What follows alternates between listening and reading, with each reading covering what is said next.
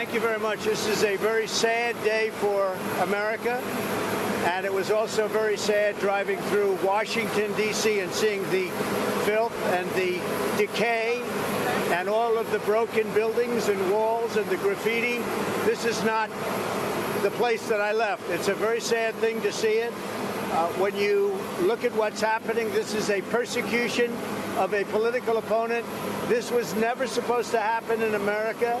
This is the persecution of the person that's leading by very, very substantial numbers in the Republican primary and leading Biden by a lot. So if you can't beat him, you persecute him or you prosecute him. We can't let this happen in America. Thank you very much. Do you want these trials to happen before the 2024 election? We could hear that former President Trump not taking any questions there on the tarmac before getting on his plane. We do have the live picture there. This taking place in Reagan National Airport in Washington, D.C. As you can see Trump's plane there. We'll see if we have any different shots from around the country. But, of course, Trump has left Washington's federal courthouse after pleading not guilty on conspiracy charges, alleging a plot to overturn the 2020 election in a bid to cling to power. Trump entered his plea in the same courtroom where more than 1,000 of his supporters have been charged with federal crimes for their participation in this January 6, 2021 attack on the U.S. Capitol that halted the certification of President Joe Biden's victory. He was released on conditions including that he does not have contact about the case with any witnesses unless attorneys are present. Of course, saying in this, the judge said, if you fail to comply with any conditions of your release, a warrant may be issued for your arrest. Trump's face appeared set and serious, and he occasionally wrote on a paper in front of him throughout the hearing. As it drew to a close, Trump thanked the judge before leaving the courtroom through the same door he entered. Special Counsel Jack Smith sat in the front row of the courtroom gallery about 15 feet from Trump's seat at the defense table with his lawyers. They didn't appear to make any obvious eye contact before or during the hearing. Of course, the complication of Trump not being allowed to discuss the case with potential witnesses was underscored by the entourage that traveled with him to Washington on Thursday. He was accompanied by top campaign aides, including several longtime advisors who were part of the efforts to overturn the election results there in Washington, D.C. So another live picture there in Washington as they will depart. Let's take you out, though, to just before the arraignment, as we were hearing from Trump's attorney, Trump's counsel there, not in relation to this case in particular, but just in general. Let's listen into what she had to say earlier on LiveNOW. And frankly, by bringing this, I don't think Jack Smith really thought it through. There only has to be proof that, number one, President Trump believed that this election was not completely honest.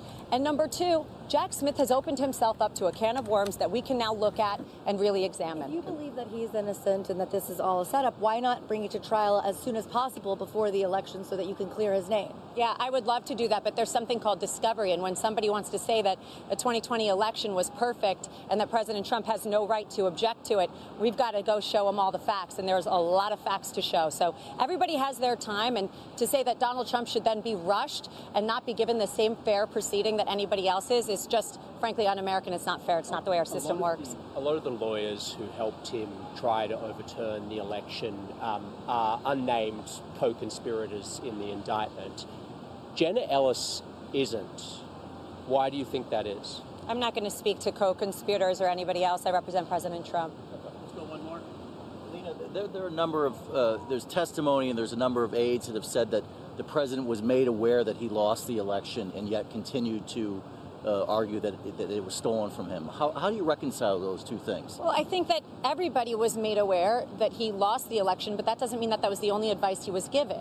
As anybody understands what happens in the Oval Office, there are a numerous amount of advisors and politicians and lawyers, not just one or two, that are giving you advice and telling you what they believe is true. So he may not agree with Mike Pence. He may not agree with one of his lawyers, but that doesn't mean that there weren't other people advising him exactly the opposite. And the president has a right, as every one of us do, to listen to several opinions and make their decision. Yeah, I remember hearing Hillary Clinton and Stacey Abrams argue their elections were not right. Absolutely. I mean, how in the weaponization of the DOJ didn't happen then. No, of course not. But if your last name's Trump, it's very different. So Hillary Clinton could have a problem when she lost the election, and we could have a complete liberal meltdown, as we all saw. But when we have dignified disagreements, we take them to court. We say do things patriotically and peacefully. He's to blame for things that he did not himself do. And that's what we're seeing. Frankly, folks, this is not about that. This is about politics. This is about 2024. Period. The end. You're just listening in there to a counsel for President Trump, not in relation to this case. Let's give you another LiveNOW look as they are continuing to leave Reagan National Airport. We're going to watch this shot as it continues on. Thanks so much for joining us over the last hour plus here as the arraignment taking place in Washington, D.C. A very quick trip within a round trip of just about 5 or 6 hours likely, but you can see as the Trump plane now in line, and certainly also different indictments in line. This one, the third of so far for the former president. Of course, the first one coming from New York, a state filing there on an indictment about alleging falsified business records. Then the most recent indictment in Florida coming about classified documents and retention of those documents. That is a state Mar-a-Lago. Of course, that was also a federal case. This one, similarly, a federal case there talking about conspiring to defraud. This in relation to the January 6th probe as well. So certainly we did see a lot of people on the ground in Washington, D.C., both for President Trump and also against